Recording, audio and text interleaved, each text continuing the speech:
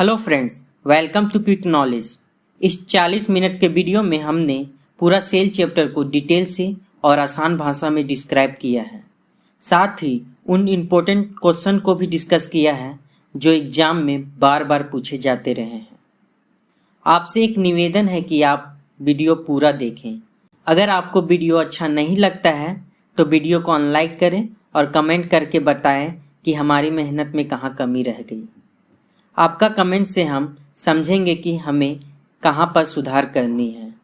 यह वीडियो हिंदी और इंग्लिश दोनों मीडियम के लिए यूजफुल होगा, क्योंकि सारे टर्म को हमने इंग्लिश और हिंदी में समान रूप से समझाया है। इमेज विजुअलाइजेशन के जरिए हमने हर एक टर्म को इतनी आसानी से समझाने का कोशिश किया है कि किसी को भी समझने में कोई दिक्कत ना हो। आशा करते हैं कि आपको वीडियो पसंद आएगी और आप अंत तक मेरे साथ बने रहेंगे। इसी आशा के साथ वीडियो स्टार्ट करते हैं। आज हम बायोलॉजी के एक इम्पोर्टेंट चैप्टर सेल से स्टार्ट करेंगे, जिसे हिंदी में कोशिका कहा जाता है।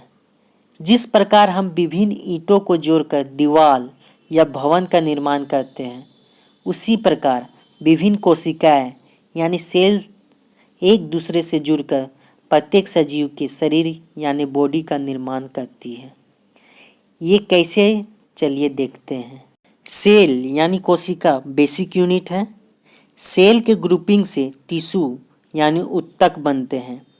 इसी प्रकार बहुत सारे टिश्यू मिलकर ऑर्गन यानी अंग बनाते हैं और बहुत सारे ऑर्गन सिस्टम यानी तंत्र का निर्माण करते हैं और इन्हीं ऑर्गन सिस्टम से हमारा बॉडी यानी शरीर बनता है।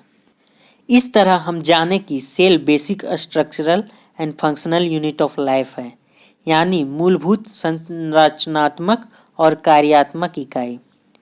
इस बात को ध्यान में रखना है। अक्सर एग्जाम में इन्हीं बेसिक चीज़ों से प्रश्न पूछ लिए जाते हैं, जैसे कि basic structural and functional unit of life is, option में दे देगा सेल, टिश्यू, ऑर्गन सिस्टम और बॉडी।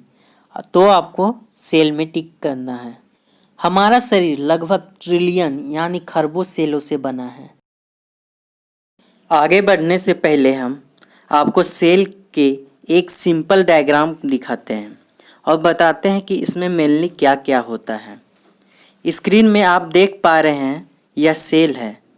इसके सबसे बाहरी परत जो आउटर मोस्ट लेयर है उसे सेल मेम्ब्रेन यानी कोशिका झिल्ली कहते हैं।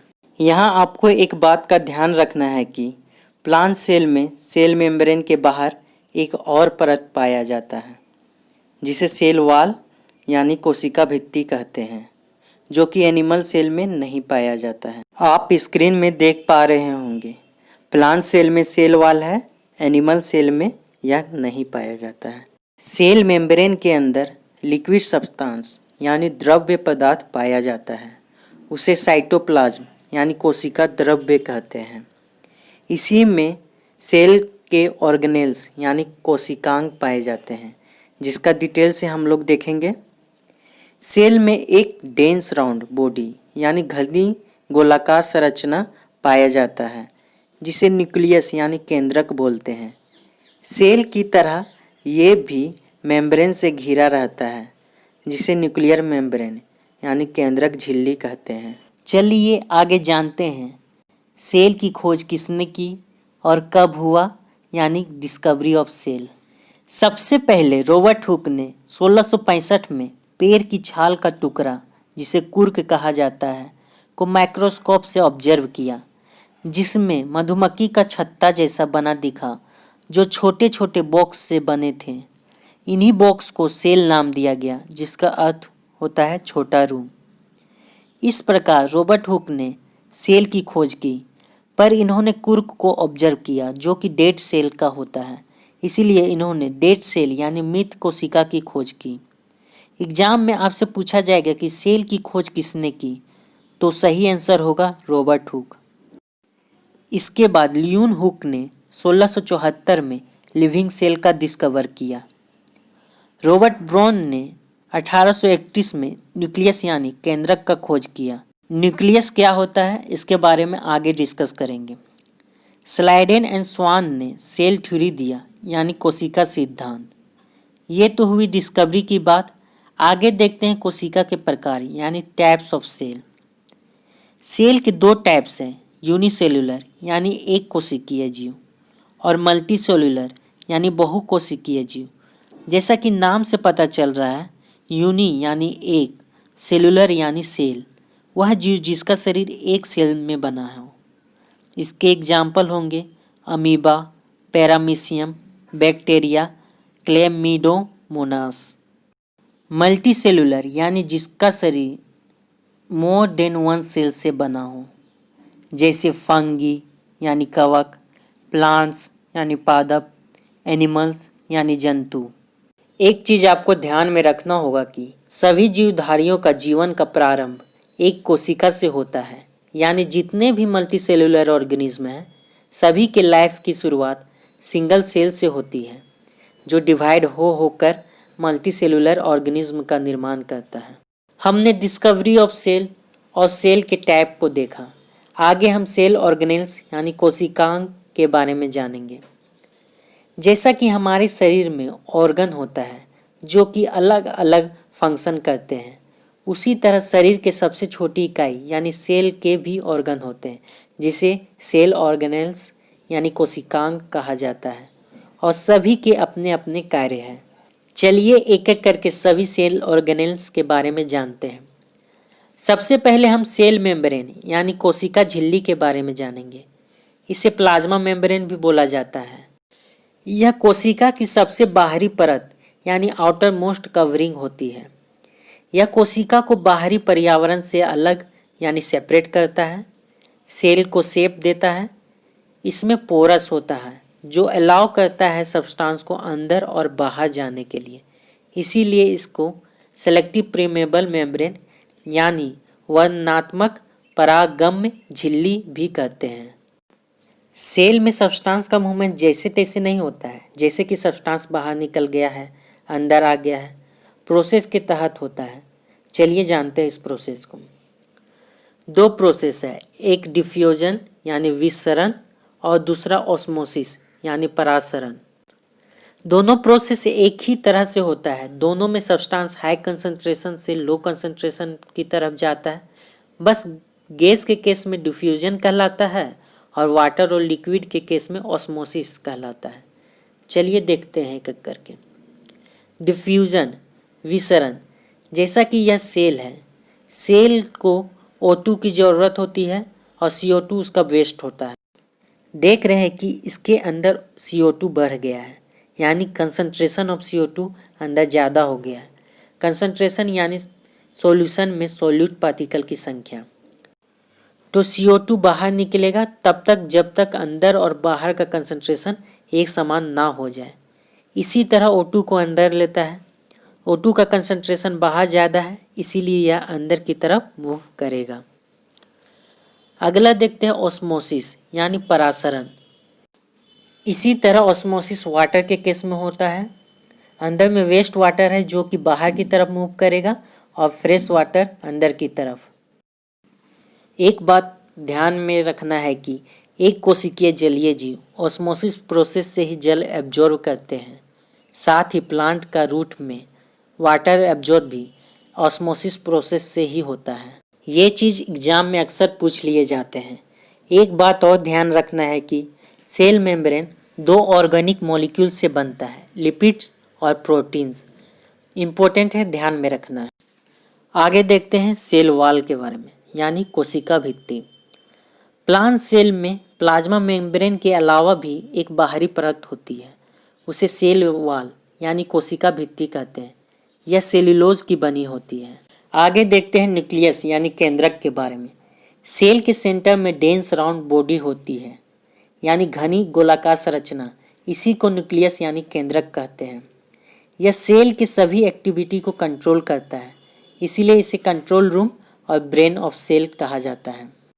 न्यूक्लियस के अंदर न्यूक्लियस होता है और धागे की तरह जाल के रूप में क्रोमेटिन मटेरियल रहता है। जब सेल डिवाइड होने वाला रहता है तब यह क्रोमेटिन मटेरियल संगठित यानी अरेंज हो जाता है और रोड शेप स्ट्रक्चर बना लेता है। जिसे क्रोमोसोम कहते हैं। तो याद रखना है सेल में क्रोमोसोम कब दिखाई देता है, तो आंसर होगा सेल जब डिवाइड होने वाला होता है। क्रोमोसोम में आनुवांशिक गुणों की सूचना यानी इनहेरिटेंस ऑफ कैरेक्टर होती है। वो माता पिता से डीएनए मॉलिक्यूल के रूप में अगली संतति यानी बेटे बेटियों में जाते हैं। आनुवांशिक गुण जैसे कि आप पिता जैसे दिखते हैं, अगर माँ के बाल घुंघराले हैं तो उनके बेटे बेटियों के बाल घुंघरेले हो सकते हैं।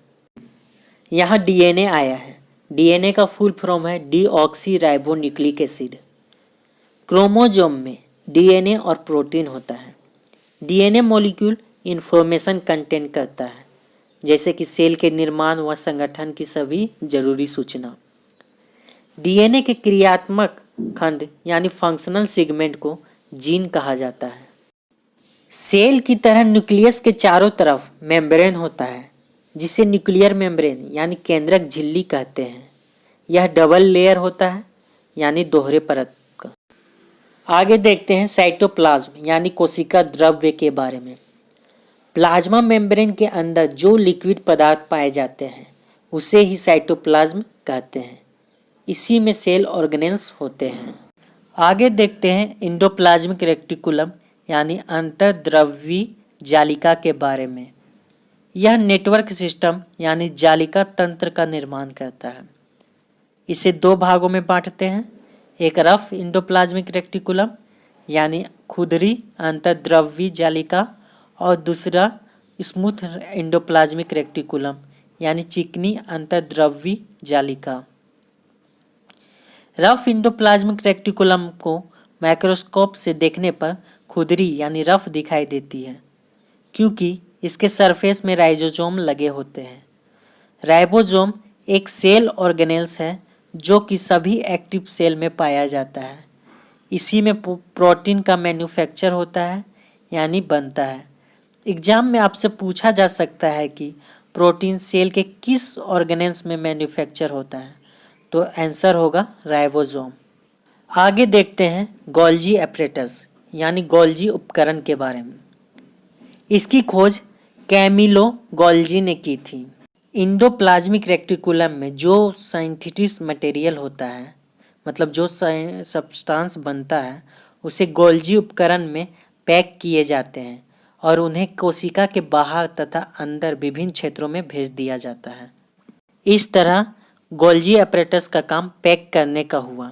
गोल्जी उपकरण के द्वारा लाइसोसोम को भी बनाया जाता है। तो चलिए आगे देखते हैं लाइसोसोम के बारे में।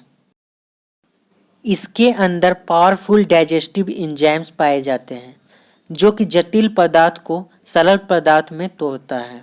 लाइसोसोम कोशिका को साफ करता है।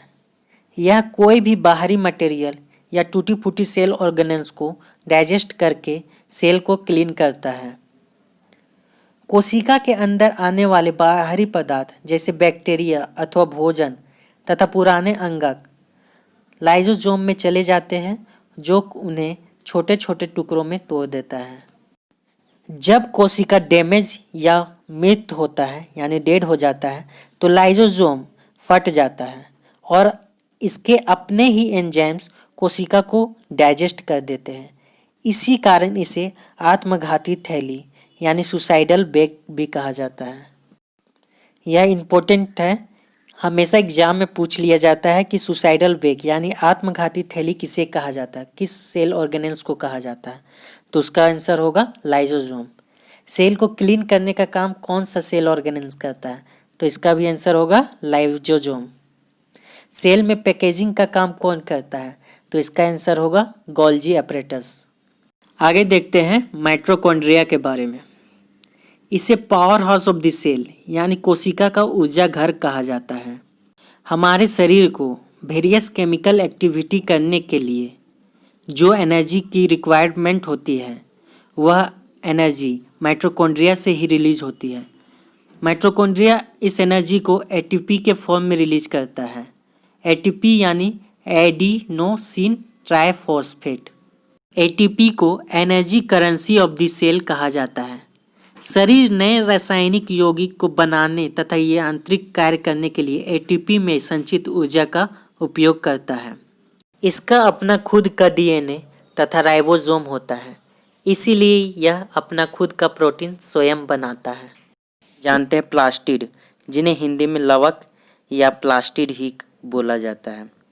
यह सिर्फ प्लांट सेल यानी पादप कोशिका में पाया जाता है। यह सेल में पाया जाने वाला सबसे बड़ा अंगक यानी सेल ऑर्गेनेल है। इसमें पाए जाने वाले पिगमेंट यानी वर्णक के आधार पर इसे 3 भागों में बांटा जाता है। पहला है क्रोमोप्लास्ट यानी वर्णी लवक, दूसरा है ल्यूकोप्लास्ट और तीसरा है क्लोरोप्लास्ट। क्रोमोप्लास्ट यह हरे रंग छोड़कर अन्य रंगों के लिए उत्तरदायी होता है।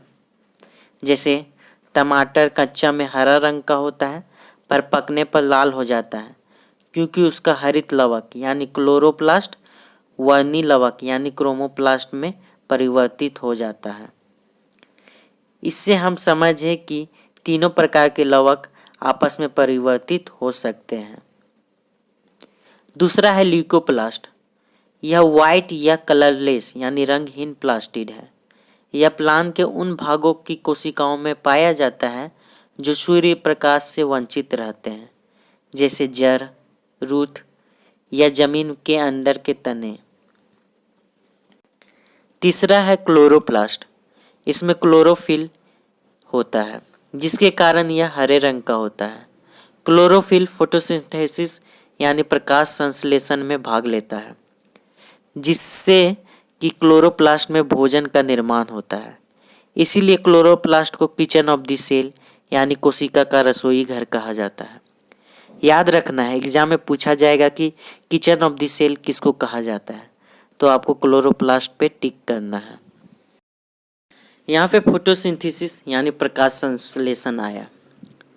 इसके बारे में हम लोग आगे के चैप्टर में डिटेल से पढ़ेंगे, पर कुछ कॉन्सेप्ट के लिए आपको बता देते हैं कि पेड़ के पत्तियों में सनलाइट के प्रेजेंस में फूड बनने का प्रोसेस को फोटोसिंथेसिस कहते हैं। फोटोसिंथेसिस में सनलाइट, CO2, H2O, क्लोरोफिल जरूरी तत्व हैं। यहाँ पर क्लोरोफिल का इम्पोर्टेंट रोल है। क्लोरोफिल सनलाइट को कैप्चर करता है, जिससे कि फोटोसिंथेसिस होता है। साथ ही आपको याद रखना है कि पत्तियों का हरा रंग क्लोरोफिल के कारण होता है और इसमें मैग्नीशियम पाया जाता है। मगर यहाँ एक बात ध्यान रखना है कि अगर आपसे पूछा जाए कि किस प्लास्टिड के कारण पत्तियों का रंग हरा होता है, तो आपको क्लोरोप्लास्ट करना है। पर सिंपली पूछा जाए कि पत्तियों का हरा रंग किसके कारण होता है, तो उसमें क्लोरोफिल करना है।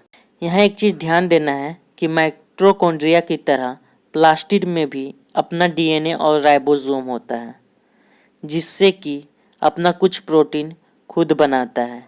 इस तरह हम लोग ने देखा कि न्यूक्लियस, माइटोकॉन्ड्रिया और प्लास्टिड के पास अपना DNA और राइबोसोम होता है। आगे चलते हैं और जानते हैं वैक्यूल यानी रसधानी के बारे में। यह एनिमल सेल में छोटा होता है, जबकि प्लांट सेल में यह काफ़ी बड़ा होता है।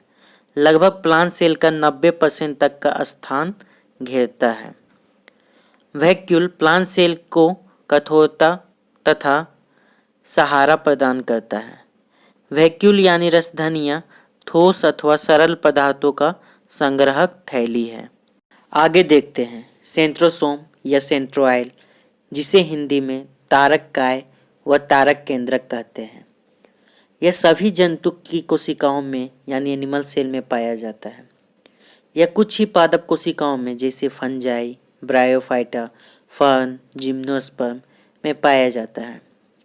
यहाँ फंजाई, ब्रायोफाइटा, फर्न, जिम्नोस्पर्म इन सबों के बारे में हम क्लासिफिकेशन चैप्टर में डिटेल से देखेंगे। आगे देखते हैं स्पिरोसोम के बारे में। इसे पादप कोशिका का लाइसोसोम कहा जाता है। ये वसा यानी फैट्स का संश्लेषण व संग्रहण करता है। तो हमने सारे सेल ऑर्गेनेल्स के बारे में देखा। हमने पाया कि प्लांट सेल और एनिमल सेल में कुछ डिफरेंस है। चलिए प्लांट सेल और एनिमल सेल के डिफरेंस को देखते हैं। प्लांट सेल और एनिमल सेल। आप स्क्रीन में प्लांट सेल और एनिमल सेल देख पा रहे हैं। जैसा कि हमने डिस्कस किया हुआ है कि प्लांट सेल में सेल वॉल यानी कोशिका भित्ति पाया जाता है, जो सेल मेम्ब्रेन यानी कोशिका झिल्ली के बाहर होता है या सेल्यूलोज का बना होता है। सेल वॉल एनिमल सेल में नहीं पाया जाता है। हमने यह भी देखा कि प्लास्टिड यानी लवक सिर्फ प्लांट सेल यानी पादप कोशिका में पाया जाता है, एनिमल सेल में यह नहीं पाया जाता है। इसके बाद हमने यह भी देखा कि एनिमल सेल में छोटी छोटी वैक्यूल होती है, जबकि प्लांट सेल में यह बहुत बड़ी लगभग सेल का 90% स्थान को घेरता है। अगर साइज को देखें तो एनिमल सेल प्रायः छोटी होती है, जबकि प्लांट सेल एनिमल सेल की तुलना में बड़ी होती है। अगर शेप की बात करें तो एनिमल सेल विभिन्न शेप की होती है, जनरली ओवल यानी गोलाकार होती है। प्लांट सेल ज़्यादातर सेम शेप के होते हैं, जनरली यह रेक्टेंगुलर यानी चौकोर होते हैं। एनर्जी स्टोरेज की बात करें तो प्लांट सेल में एनर्जी स्टोरेज यानी ऊर्जा संग्रह स्टार्च के रूप में होता है, जबकि एनिमल सेल में यह कार्बोहाइड्रेट व ग्लाइकोजन के रूप में होता है। आगे देखते हैं सेल डिवीजन यानी कोशिका विभाजन के बारे में। सेल डिवीजन यह नई कोशिकाओं के बनने की प्रक्रिया है, यानी process by which new cells are made is called cell division. Parent cell यानी पैतृक कोशिका या मदर सेल यानी मातृ कोशिका जो सेल डिवाइड होने वाला होता है उसको कहते हैं, जबकि डॉटर सेल यानी संतति कोशिका जो डिवीजन के बाद सेल बनता है उसको कहते हैं। सेल डिवीजन मुख्यतः दो तरह के होते हैं। पहला माइटोसिस यानी समसूत्री विभाजन। इसमें मदर सेल दो डॉटर सेल में डिवाइड होता है, यानी दो संतति कोशिका का निर्माण होता है। यह आइडेंटिकल यानी समरूप एक समान होता है। क्रोमोजोम की संख्या की बात करें तो इसमें मदर सेल की क्रोमोजोम तथा डॉटर सेल का क्रोमोजोम सेम होता है। दूसरा है मियोसिस यानी अर्धसूत्री विभाजन। इसमें क्रमशः दो विभाजन होते हैं। इसमें 4 नए डॉटर सेल का निर्माण होता है। इसमें गुणसूत्र यानी क्रोमोजोम की बात करें तो डॉटर सेल का क्रोमोजोम मदर सेल के क्रोमोजोम से हाफ होता है, यानी आधा होता है। इस बात को खास तौर पर ध्यान रखना है कि माइटोसिस यानी समसूत्री विभाजन में क्रोमोजोम की संख्या सेम रहता है, जबकि मायोसिस यानी अर्धसूत्री विभाजन में क्रोमोजोम की संख्या में अंतर होता है। मदर सेल से क्रोमोजोम डॉटर सेल में हाफ हो जाता है। माइटोसिस वृद्धि, मरम्मत आदि के लिए आवश्यक है, जबकि मियोसिस रिप्रोडक्टिव सेल जनन कोशिकाओं में होता है। यह जीवों में विभिन्नताओं के लिए उत्तरदायी है। आगे देखते हैं टाइप्स ऑफ सेल यानी कोशिका के प्रकार। इससे पहले वाले वीडियो में भी हमने टाइप्स ऑफ सेल पढ़ा था। उस समय हमने सेल को उसकी संख्या के आधार पर डिवाइड किया था, जबकि आज हम लोग टाइप्स ऑफ सेल यानी कोशिका विभाजन न्यूक्लियस यानी केंद्रक की उपस्थिति के आधार पर करेंगे। इस आधार पर सेल को हम दो भागों में बांटते हैं, प्रोकैरियोटिक सेल और यूकैरियोटिक सेल। प्रोकैरियोटिक सेल में न्यूक्लियर मेम्ब्रेन यानी केंद्रक झिल्ली नहीं होता है।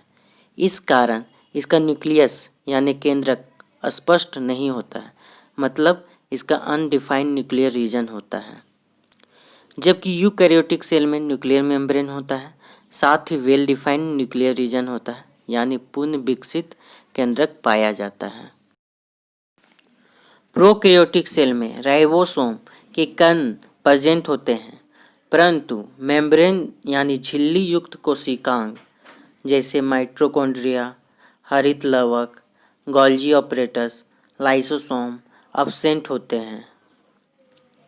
जबकि यूकैरियोटिक सेल में सभी सेल ऑर्गेनेल्स प्रेजेंट होते हैं। प्रोकैरियोटिक सेल में गुणसूत्रों की यानी क्रोमोसोम की संख्या केवल एक होती है, जबकि यूकैरियोटिक सेल में क्रोमोसोम की संख्या एक से अधिक पाई जाती है। प्रोकैरियोटिक सेल में सेल डिवीजन फिजन और बडिंग से होता है, जबकि यूकैरियोटिक सेल में सेल डिवीजन माइटोसिस या मियोसिस से होता है। प्रोकैरियोटिक सेल में जो अनडिफाइंड न्यूक्लियर रीजन होता है उसमें न्यूक्लिक एसिड कंटेन करता है, इसलिए इसे न्यूक्लियोइड्स कहते हैं।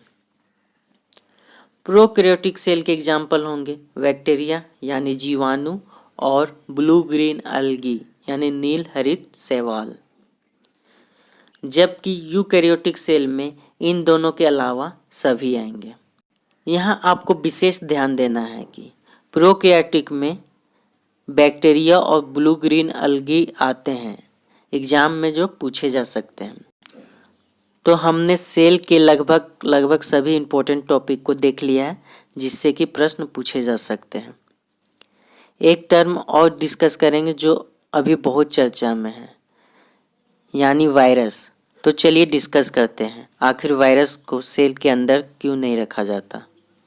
वायरस में किसी भी प्रकार का मेम्ब्रेन यानी झिल्ली नहीं होता है, जिसके कारण जब तक यह किसी लिविंग यानी जीव के अंदर नहीं जाता तब तक इसमें जीवन के कोई गुण नहीं दिखाई देते।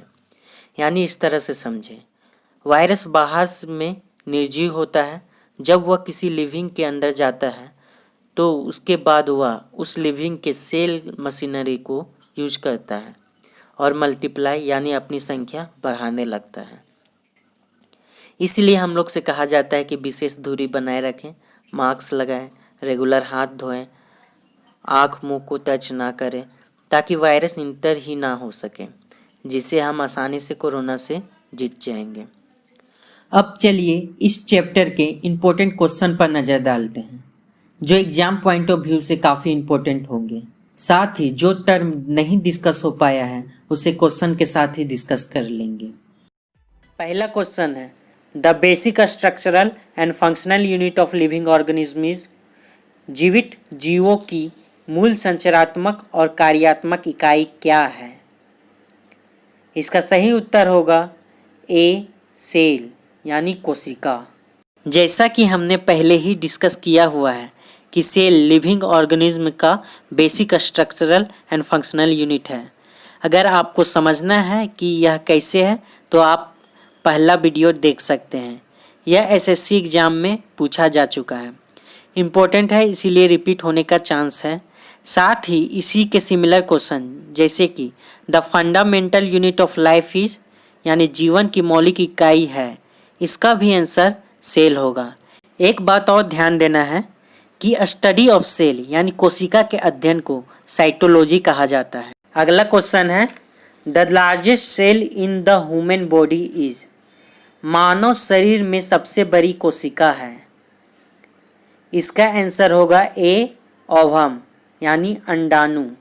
ओवम लार्जेस्ट सेल है मानव शरीर का, यह पूछा जा चुका है। तो इसी के सिमिलर क्वेश्चन हो सकते हैं जैसे कि मानव शरीर की सबसे छोटी कोशिका यानी स्मॉलेस्ट सेल है, तो इसका आंसर होगा सेरिबेलम की ग्रेनुअल सेल यानी ग्रेनुअल सेल ऑफ सेरिबेलम। मानव शरीर की सबसे लंबी कोशिका है यानी लॉन्गेस्ट सेल, तो इसका आंसर होगा न्यूरॉन। ह्यूमन बॉडी का लार्जेस्ट, स्मॉलेस्ट और लॉन्गेस्ट सेल का तो पता चल गया। साथ ही आपको ध्यान रखना है संसार की सबसे छोटी कोशिका यानी smallest cell in the world अगर आपसे पूछा जाए तो इसका आंसर होगा माइकोप्लाज्मा गैलीसेप्टिकम। और सबसे बड़ी कोशिका पूछा जाए तो इसका आंसर होगा ऑस्ट्रिच एग यानी शुतुरमुर्ग का अंडा। तीसरा प्रश्न है, the smallest non prokaryotic organism is. मतलब सबसे छोटा प्रसिद्ध प्रोकैरियोटिक जीव है, इसका आंसर होगा बी, माइकोप्लाज्मा। जैसा कि हम पहले के वीडियो में डिस्कस कर चुके हैं प्रोकैरियोटिक सेल और यूकैरियोटिक सेल के बारे में। प्रोकैरियोटिक सेल में न्यूक्लियर मेम्ब्रेन एब्सेंट होता है और न्यूक्लियस वेल डिफाइन नहीं होता है। इससे पहले क्वेश्चन में देखें कि स्मॉलेस्ट सेल माइकोप्लाज्मा है और स्मॉलेस्ट प्रोकैरियोटिक जीव भी माइकोप्लाज्मा होगा। अगला प्रश्न है, कोशिका की खोज किसने की यानी who discovered the cell. Answer होगा रॉबर्ट हुक। जैसा कि हमने पहले के वीडियो में देखा था डिस्कवरी ऑफ सेल, हमने उसमें देखा था कि सेल की खोज रॉबर्ट हुक ने की थी जो कि डेड सेल था। लिवेन हुक ने लिविंग सेल यानी जीवित कोशिका की खोज की थी। रॉबर्ट ब्राउन ने न्यूक्लियस का डिस्कवर किया था और शील्डेन एंड स्वॉन ने सेल थ्योरी यानी कोशिका सिद्धांत दिया था। पुरकिंजे ने प्रोटोप्लाज्म यानी जीव द्रव्य का खोज किया था। प्रोटोप्लाज्म क्या होता है? सेल मेम्ब्रेन यानी कोशिका झिल्ली के अंदर आने वाले सभी कुछ प्रोटोप्लाज्म कहलाता है। मेनली इसे fluid substance of the cell यानी तरल जैविक पदार्थ कहा जाता है। इसे living part of the cell भी बोला जाता है। कन्फ्यूजन दूर करने के लिए डायग्राम से बताता हूँ। ये सेल मेम्ब्रेन है यानी कोशिका झिल्ली, इसके अंदर न्यूक्लियस होगा। सेल मेम्ब्रेन के अंदर लिक्विड सब्सटेंस और ऑर्गेनेल्स ही प्रोटोप्लाज्म यानी जीवद्रव्य कहलाता है। सेल मेम्ब्रेन यानी कोशिका झिल्ली से लेकर केंद्रक झिल्ली यानी न्यूक्लियर मेम्ब्रेन के बीच का लिक्विड को साइटोप्लाज्म कहेंगे, जबकि कोशिका के अंदर के द्रव्य को न्यूक्लियोप्लाज्म कहेंगे। तो इस प्रकार प्रोटोप्लाज्म इक्वल टू क्या हो जाएगा? Nucleoplasm plus cytoplasm plus cell organelles, और प्रोटोप्लाज्म को living part of the cell कहते हैं। अगला प्रश्न है, which of the following organelle is called power house of the cell. निम्नलिखित में से कौन से कोशिका द्रव्य कोशिकाओं को कोशिकाओं का पावर हाउस कहा जाता है? इसका सही उत्तर होगा बी, माइटोकॉन्ड्रिया। बहुत सारे सेल ऑर्गेनेल को उसके फंक्शन के अनुसार स्पेशल नेम दिया गया है जो कि मोस्ट इम्पोर्टेंट क्वेश्चन बनते हैं।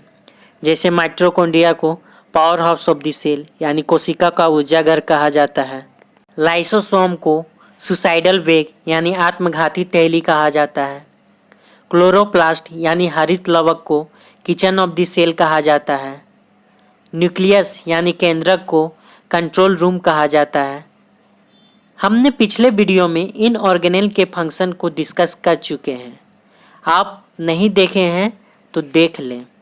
अगला प्रश्न है, how does the plant cell differ from the animal cell? यानी वनस्पति कोशिका पशु कोशिका से किस प्रकार भिन्न होती है? माइटोकॉन्ड्रिया ऑप्शन 1 है, ऑप्शन बी है सेल वॉल, ऑप्शन सी है presence of protoplasm, option D है न्यूक्लियस। तो इसका आंसर होगा B, cell wall. Plant cell और एनिमल सेल का अंतर हम देख चुके हैं। सबसे बड़ा अंतर कहा जाए तो सेल वॉल है।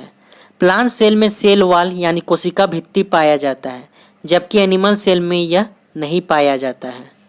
अगला प्रश्न है, DNA is stored majorly in of the cell. DNA मुख्य रूप से कोशिका के में संग्रहित होता है। तो इसका आंसर होगा ए, न्यूक्लियस यानी नाभिक। हमने पिछले वीडियो में देखा था कि माइटोकॉन्ड्रिया और प्लास्टिड यानी लवक में भी डीएनए पाया जाता है, पर मुख्य रूप से यह न्यूक्लियस में ही पाया जाता है। हमने देखा था कि न्यूक्लियस यानी केंद्रक के अंदर न्यूक्लियोलस यानी केंद्रिका तथा क्रोमोजोम यानी गुणसूत्र पाया जाता है, और क्रोमोजोम डीएनए और प्रोटीन से बना होता है। न्यूक्लियोलस यानी केंद्रिका आरएनए का संश्लेषण स्थल है, इसीलिए इसे आरएनए भंडार गृह कहा जाता है। आरएनए का फुल फॉर्म होगा राइबोन्यूक्लिक एसिड। अगला प्रश्न है, the number of chromosome pairs found in the cell of human body is. यानी मानव शरीर की कोशिकाओं में पाए जाने वाले गुणसूत्र जोड़े की संख्या कितनी है? इसका सही उत्तर होगा सी, 23। जैसा कि हमने देखा था कि प्रोकैरियोटिक सेल में एक क्रोमोजोम पाया जाता है, जबकि यूकैरियोटिक सेल में एक से अधिक क्रोमोजोम पाया जाता है। जैसे ह्यूमन यानी मानव में 23 पेयर यानी 23 जोड़े क्रोमोजोम पाए जाते हैं। मीन्स टोटल क्रोमोजोम की संख्या 23 × 2 यानी 46 होगी। जो 22 पेयर है वो मेल और फीमेल में सेम रहता है, पर जो 23वां पेयर है वो पुरुष में XY होता है तथा स्त्री में XX होता है। इसी 23वें पेयर को लिंग गुणसूत्र यानी सेक्स क्रोमोसोम कहा जाता है। कुछ रेप्टाइल्स यानी मगरमच्छ, छिपकली इत्यादि में लिंग गुणसूत्र नहीं होता है। इनमें लिंग का निर्धारण पर्यावरणीय ताप यानी एटमॉस्फेरिक टेम्परेचर द्वारा होता है। अगला प्रश्न है, what is the full form of DNA? DNA का असंक्षिप्त रूप क्या है? इसका आंसर होगा D oxy ribo nucleic acid. DNA का फुल फॉर्म होता है D oxy ribo nucleic acid, जबकि आरएनए का फुल फॉर्म होता है राइबो न्यूक्लिक एसिड। अगला क्वेश्चन होगा, in which of the following part of the cell does the pyruvic acid is broken down into carbon dioxide, water and energy? इसका सही answer होगा सी, mitochondria. Energy production की बात हो रही है, जैसा कि हम पढ़ चुके हैं एनर्जी रिलीज माइटोकॉन्ड्रिया में होता है, इसीलिए इसे power house of the cell कहा जाता है। इसमें pyruvic acid CO2 plus H2O plus energy में टूटता है। यह एनर्जी ATP के फॉर्म में रिलीज करता है। ATP को energy currency of the cell कहा जाता है। इसी प्रकार के क्वेश्चन यानी सेल ऑर्गेनेल के फंक्शन से प्रश्न पूछे जा सकते हैं। जैसे एनर्जी की बात होगी तो माइटोकॉन्ड्रिया होगा। सेल को साफ करता है यानी कीप सेल क्लीन, तो इसमें लाइसोसोम होगा। प्रोटीन का मैन्युफैक्चर यानी बनाता है, इसमें राइबोसोम होगा। नेटवर्क सिस्टम का निर्माण करता है यानी जालिका तंत्र का निर्माण करता है, तो इसमें एंडोप्लाज्मिक रेटिकुलम यानी अंतर्द्रव्यी जालिका होगा। इन सारी ऑर्गेनेल्स का फंक्शन हम डिटेल से देख चुके हैं, आप पिछले 2 वीडियो में देख सकते हैं। अगला प्रश्न है, what is plant cell was mainly composed of? पादप कोशिका भित्ति मुख्यतः किससे बनी होती है? तो इसका आंसर होगा सी, सेलुलोज। सेल वॉल यानी कोशिका भित्ति सेलुलोज की बनी होती है, जबकि सेल मेम्ब्रेन 2 ऑर्गेनिक मॉलिक्यूल से बनता है, लिपिड्स और प्रोटीन। अगला प्रश्न है, which among the following does not have a cell wall? निम्नलिखित में किस में कोशिका भित्ति नहीं होती है? तो इसका आंसर होगा डी, माइकोप्लाज्मा। अगला प्रश्न है, अ मल्टीसेलुलर ऑर्गेनिज्म ग्रोस बाय यानी बहुकोशिकीय जीव द्वारा वृद्धि करते हैं, तो इसका आंसर होगा डी, सेल डिवीजन यानी कोशिका विभाजन द्वारा। सेल डिवीजन यानी कोशिका विभाजन द्वारा मल्टीसेलुलर ऑर्गेनिज्म वृद्धि करते हैं। हम लोग ने अपने पिछले वीडियो में सेल डिवीजन के बारे में डिटेल से देखा था। इसमें किसी को भी दिक्कत हो तो वह वीडियो जाकर देख लें। अगला प्रश्न है, how does a unicellular organism reproduce? एक कोशिकीय जीव कैसे प्रजनन करता है? तो इसका आंसर होगा ए, सेल डिवीजन। यूनिसेलुलर यानी एक कोशिकीय जीव सेल डिवीजन यानी कोशिका विभाजन द्वारा रिप्रोड्यूस होते हैं, यह आपको ध्यान में रखना है। What is plant cell wall mainly composed of? यानी पादप कोशिका भित्ति मुख्यतः किससे बनी होती है? इसका सही उत्तर होगा C, cellulose. Plant cell wall cellulose की बनी होती है, जैसा कि हम लोग ने पहले देख चुके हैं। हमको लगता है कि सभी का आंसर सही हुआ होगा। दूसरा क्वेश्चन है, which organelle is also called as power house of the cell? निम्नलिखित में किसको कोशिका का शक्ति गृह भी कहा जाता है? इसका सही उत्तर होगा बी, माइटोकॉन्ड्रिया। जैसा कि हम लोग ने डिस्कस किया था कि माइटोकॉन्ड्रिया एनर्जी रिलीज करता है एटीपी के फॉर्म में, जो हमारे शरीर के लिए बहुत ही जरूरी होता है। इसीलिए इसे power house of the cell यानी कोशिका का ऊर्जा घर कहा जाता है। In unicellular organism all function like digestion, respiration and reproduction are perform by how many cells? एक कोशिकीय जीव में पाचन, श्वसन और प्रजनन जैसे सभी कार्यों को कितने सेलों द्वारा किया जाता है? इसका सही उत्तर होगा एक। जैसा कि नाम से ही पता है कि यूनिसेलुलर ऑर्गेनिज्म एक सेल से बना होता है, तो लाजमी है कि इसके सभी कार्य उसी सेल में होंगे, इसलिए इसका आंसर 1 होगा। यह था सेल पर वीडियो। इस वीडियो के PDF के लिए हमारे टेलीग्राम चैनल पर जाएं, जिसका लिंक आपको डिस्क्रिप्शन में मिल जाएगा। वीडियो अच्छा लगे तो वीडियो को शेयर करें, साथ ही हमारे चैनल को सब्सक्राइब करें और हर दिन शाम 5 बजे हमारे साथ जुड़ें और साइंस को इंटरेस्टिंग तरीके से आसानी से समझें। याद रखें, शाम 5 बजे क्विक नॉलेज में। धन्यवाद।